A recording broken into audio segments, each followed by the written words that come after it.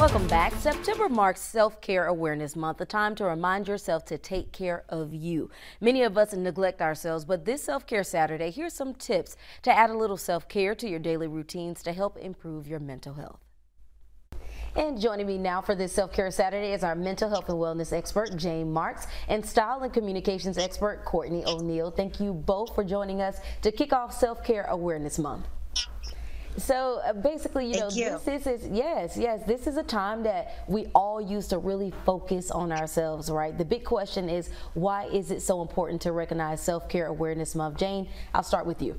Well, I think it's critical to recognize self-care for so many reasons. You know, we are frankly in a very different time than we were years ago. I mean, every day we're faced with new challenges, new demands.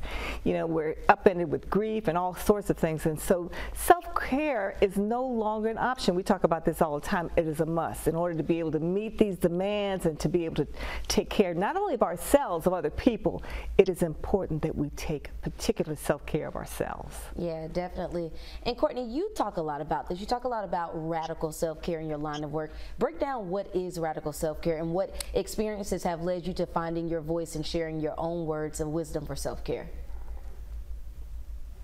Absolutely. So one of the other terms I would add in is that I recently heard that self-care is rudely brave.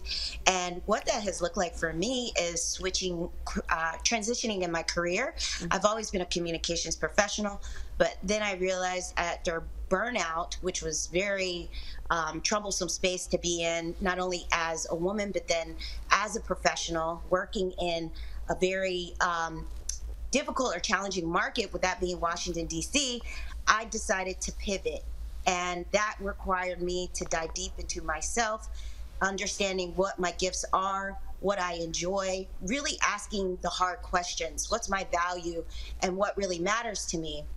And as it relates to style, I find that the more that you align with yourself, become more in tune with yourself, your personal style, which covers everything. It doesn't mean just what we wear, but what we do, falls completely in place. Mm-hmm.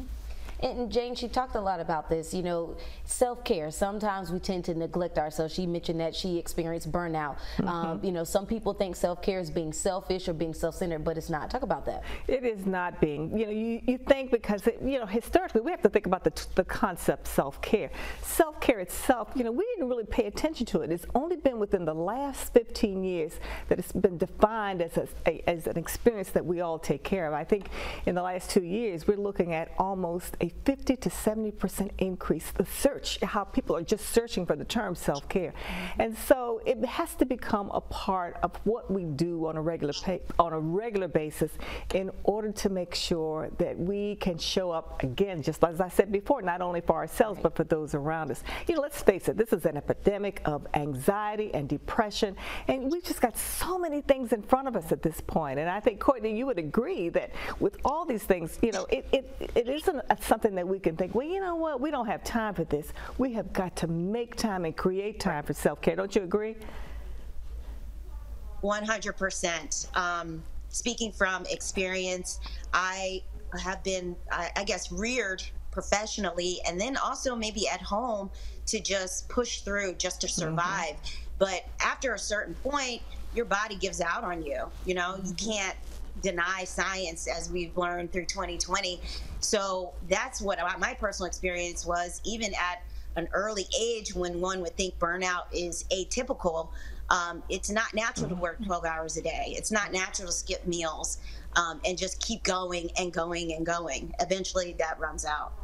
And both of you, Courtney, you touched on this a while ago. You talked about fashion and how that has an impact on self-care. Looking good is a part of it as well. All of us, you and Jane, look fabulous this Saturday. So talk about how that plays a role in self-care. Sure. So a lot of times when we're talking about style and fashion, we think it's vain. We think it's vanity. And depending on the work that you do, it's ultra taboo. I can speak from coming from a public policy, politics space. We don't talk about that. That is not the goal here. We're here to change lives. We're here to get people to vote. So being aligned or in tune with that just was was talking about something that, again, did not truly matter. But where it does matter is we find that when we look our best, we feel our best. And that has even been studied and researched as it relates to health and wellness. People are reluctant to work out if they don't have the right gear on. And so they're more motivated when they are looking their best. They're feeling fly, looking fit, just by virtue of, rocking the latest Ivy Park. So that's how it comes together. In a true one full circle way. Yeah, certainly. And Jane, anything you want to add to that? Oh, I'm all about the fashion sense. I'm telling you, when you're dressed, you are so right. You feel better about yourself. You feel more recharged. You feel more motivated. So I agree with you 100%. I think Brittany and I are right there with you when it comes to, again, if you're feeling low and you put on something that makes you feel brighter, it's going to make a difference in terms of how you approach whatever it is ahead of you. Yeah, certainly. Well, my last question, Jane, let me ask you, what should people do to enter into their self-care routine as they go throughout this month of Self-Care Awareness Month? Well, I think it's important to be very intentional. I think the first thing you have to do is pay attention to your body, pay attention to anything that's not feeling right. Again, we talk about things like unplugging. Take some time to unplug. Take some time to pause. Be able to say no sometimes. So often, just like Courtney was saying, we push through, and we accommodate and we say yes. So it's okay to say no. And we also, I think what is also important is that we create a space for joy. That is so hard. We're so on point as far as working and getting things done. If we don't create that space for joy, we're letting ourselves down. Yes. And Courtney, any last thing you want to add? I would just say, looking at it from a communication standpoint as well, the way that we talk about ourselves as well as to ourselves is vital. So you're not just trying to do something, you are doing something. I am who I say I am. I'm not allowing other people's words and feelings impose upon my journey. And that's the goal I think we all have before us. Beyonce mentioned that she's no longer competing with herself in the past because she's so content with everything that she's done and the path that she's on. I find that to be goals. Yeah, definitely. Definitely goals and a way to set you up for a good journey, right? Well, Courtney and Jane, thank you both so much for joining me for Self-Care Saturday. It's a blast.